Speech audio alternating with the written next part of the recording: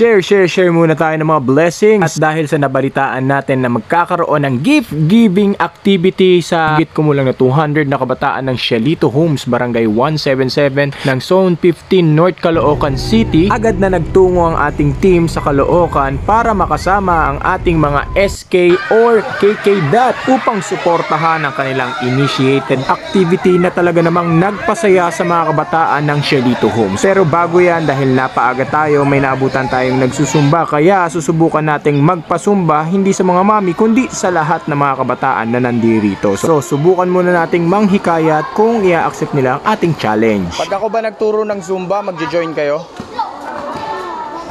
Magjo-join kayo pag ako nagturo?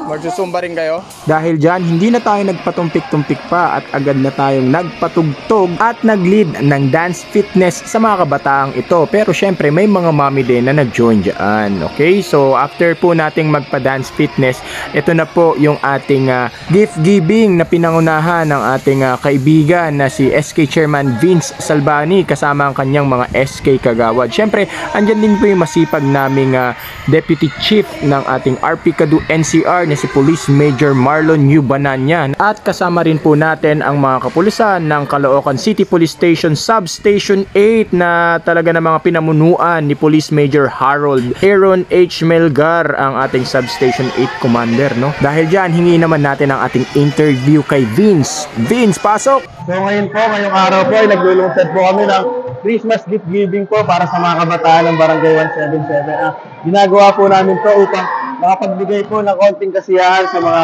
kabataan ng aming barangay. At bibigay rin po kami ng SK bags at SK education na kit po, katulad po ng mga ballpen, notebook. Kaya po namin ito ginagawa upang taon mabigyan natin ng magandang New Year yung mga kabataan po. So yun, bilang youth member ng KK-DOT, Kabataan Kontra Droga at Terorismo, naniniwala po ako na magandang tandem po ang kabataan at kapulisan para po mas maggabayan po sila lalo. Ang kapulisan po ay napakahalagang papel po sa ating komunidad, katulad po sa pagbibigay sa atin ng seguridad. Yung mga pulis po, yung isa sa naging inspirasyon ko at mga naging kasama ko po, magandang tulong po yun dahil po makikita po ng mga bata na yung mga bagong leader nila at upang malis nga po sila sa maling landas at illegal na droga.